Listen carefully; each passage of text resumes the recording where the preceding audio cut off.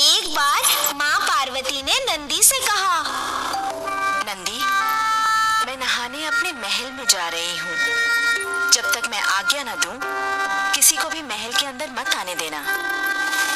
जो आज्ञा माते।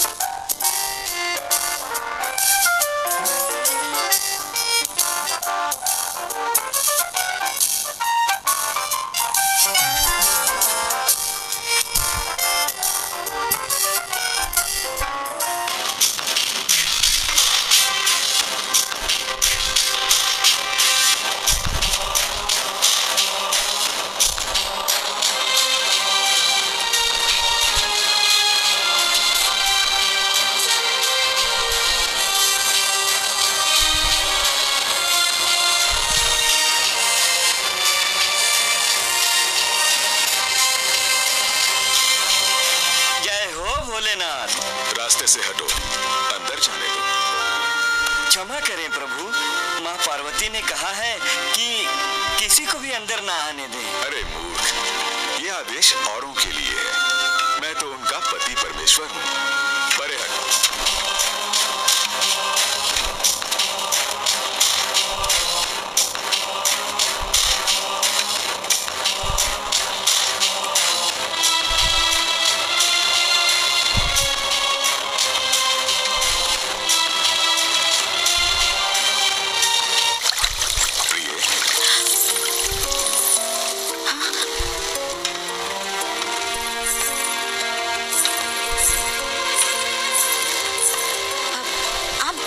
आ गए? नंदी ने आपको रोका नहीं? प्रिय, वो मेरा दास है। उस बेचारे की क्या मजाल जो मुझे रोके। पर मैंने उसे पहरे पर बिठाया था। उसे इस तरह मेरी आज्ञा का अपमान नहीं करना चाहिए था। पर मैं तुम्हारा पति हूँ, मुझे रोकने का क्या फायदा?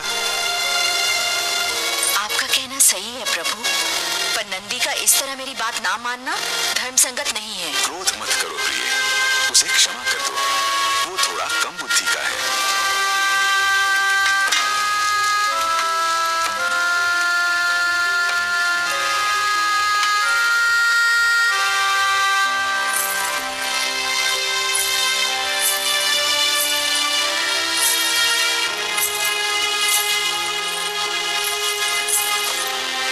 नहीं, ये नंदी ने ठीक नहीं किया, लेकिन वो भी क्या करता?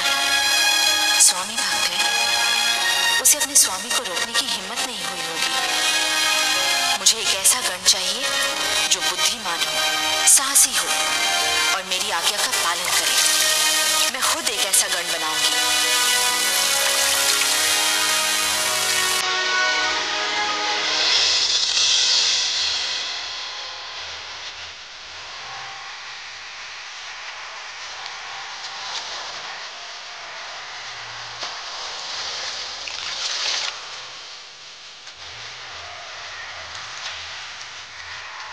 कर अद्भुत संकल्प ये मन में, माँ गौरी छुट गई जब।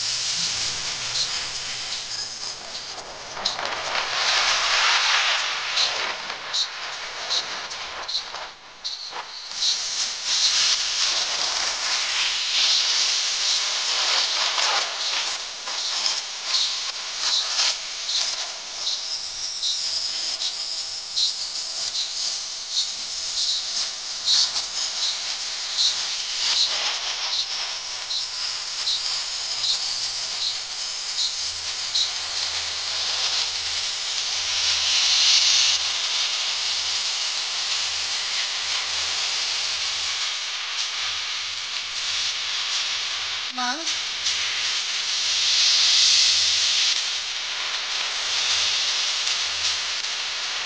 पुत्र गणेश। जी माँ। देखो पुत्र, मैं स्नान गृह में स्नान करने जा रही हूँ। तुम द्वार पर बैठो और जब तक मैं ना कहूँ किसी को भी अंदर मत आने देना। जो आज्ञा माते, मैं किसी को भी अंदर आने नहीं दूंगा। आप निश्चिंत होकर स्नान करें। कहीं खेलने में भूल तो नहीं जाओगे? नहीं माँ, आप चिंता ना करें।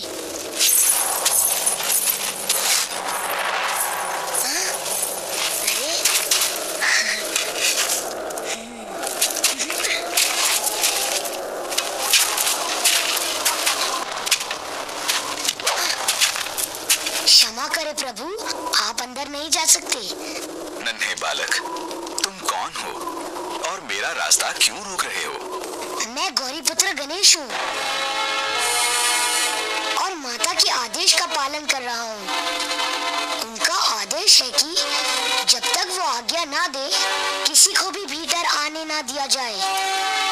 गौरी पुत्र, तब तो यह आदेश मेरे लिए नहीं है, क्योंकि मैं गौरीपति शिव शंकर हूँ।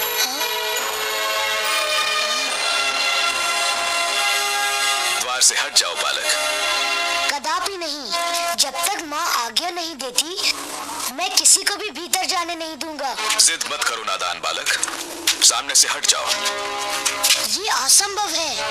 देखो, तुम मेरे क्रोध को नहीं जानते। रास्ता छोड़ो, वरना परिणाम अच्छा नहीं होगा। परिणाम चाहे जो भी हो, सूर्य पश्चिम से निकल सकता है, चंद्रमा अपना मार्ग बदल सकता है, पर मैं अपने धर्म के मार्ग से नहीं हट सकता। मूर्ख बालक! शांत शांत प्रभु, छोटा सा बच्चा है, इसे मैं समझा बुझा कर हटाता हूँ। समझाने से ना माने तो जबरदस्ती हटा दो।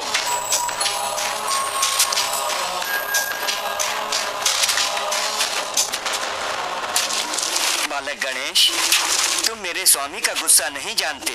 बातें मत बनाओ। हिम्मत है तो मुझे हटा कर दिखाओ। मुझे मत ललकारो बालक। डरपोक हो तुम, डरपोक। ऐसी बात है तो मेरी शक्ति का सामना करो।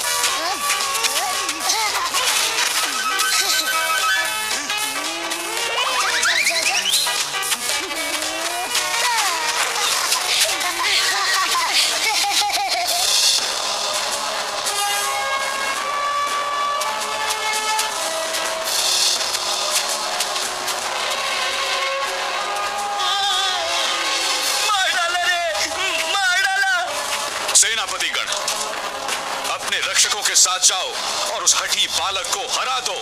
जो आज्ञा प्रभु। चलो। हो रहा।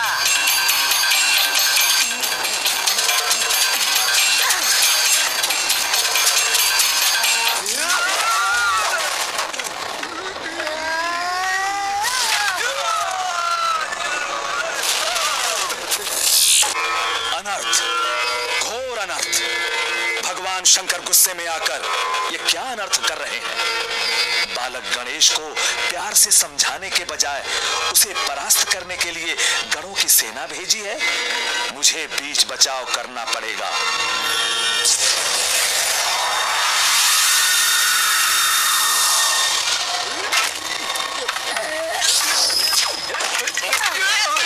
रुको।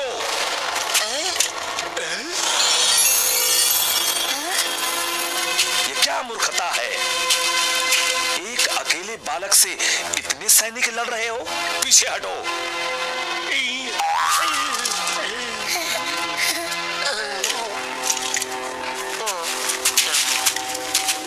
पुत्र गणेश, आपको भी इस तरह हट नहीं करनी चाहिए।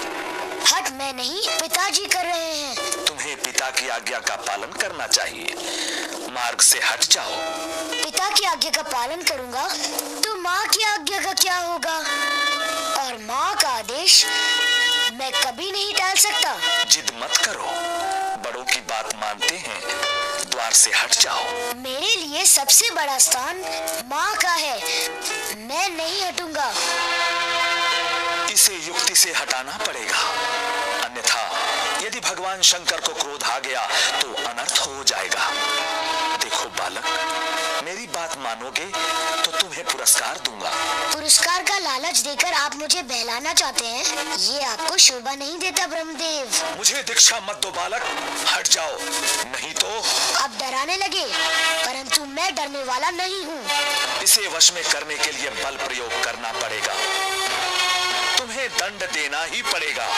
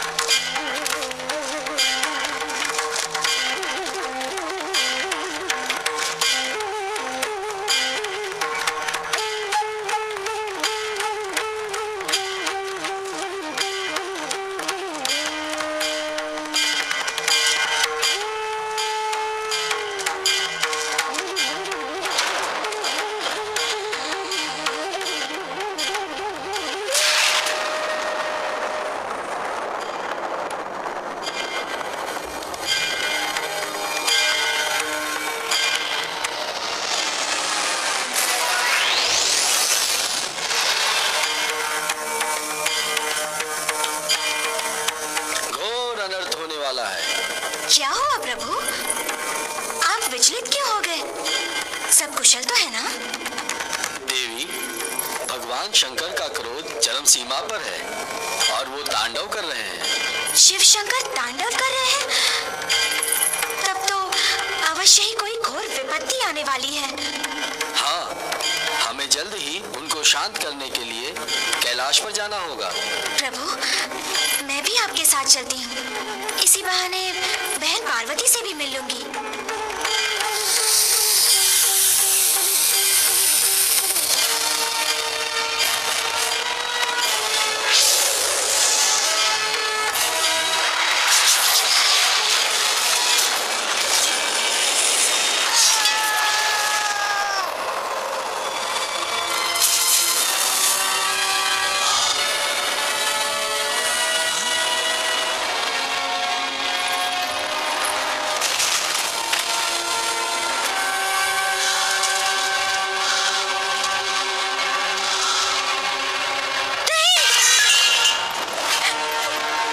स्वामी ने मेरे पुत्र का वध कर दिया।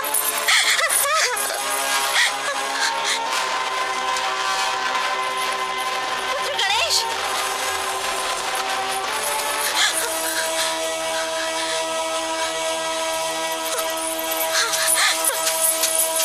पुत्र गणेश,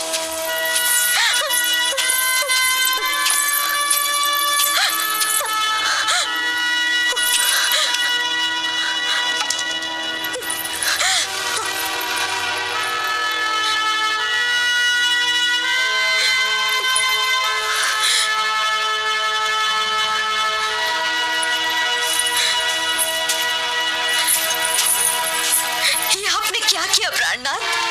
क्रोध में अपने ही पुत्र का वध कर दिया और आप सब देवगण चुपचाप खड़े ये तमाशा देखते रहे। किसी को इस नादान बालक पर दया नहीं आई? क्या एक नन्हे से बालक को हराना इतना जरूरी था कि सभी देवता यहाँ इकट्ठे हुए हैं? बोलिए, आप सब चुप क्यों हैं? शांत हो गया आपका क्रोध? इस नन्हे से बालक प्राण लेकर, नहीं हुआ तो मेरे भी प्राण ले लीजिए। मुझे अपना पुत्र वापस चाहिए, जीवित।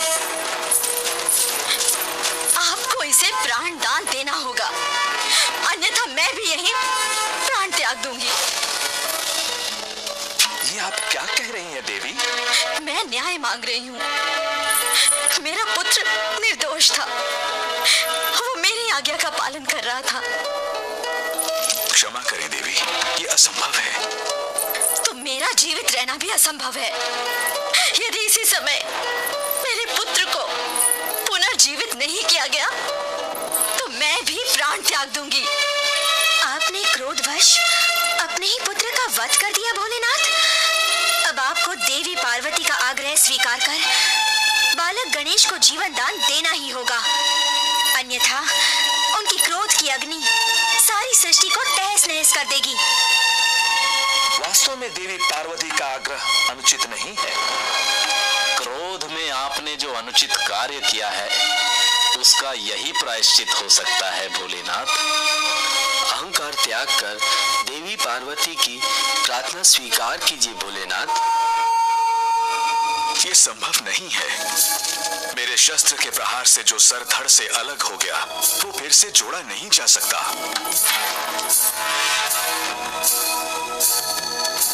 तब तो एक ही उपाय है, किसी और बालक का मस्तक जो आपके शस्त्र से ना काटा गया हो, बालक गणेश के धड़ से जोड़ा जा सकता है।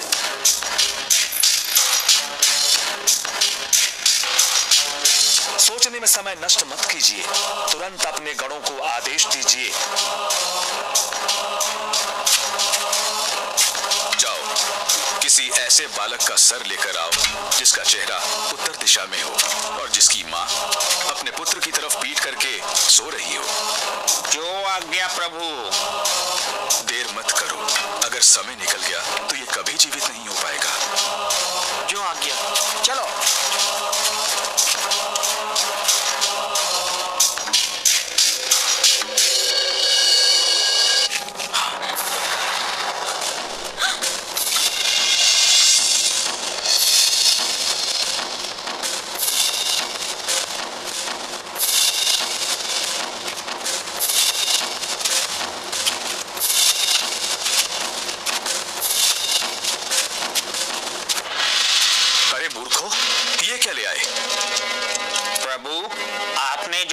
दिया था उसके अनुसार यही एक बालक मिला, हम उसका मस्तक ले आए हैं। राज का मस्तक? सोचने का समय नहीं है भोलेनाथ, इसी मस्तक को जोड़कर बालक गणेश को जीवित करो। हाँ?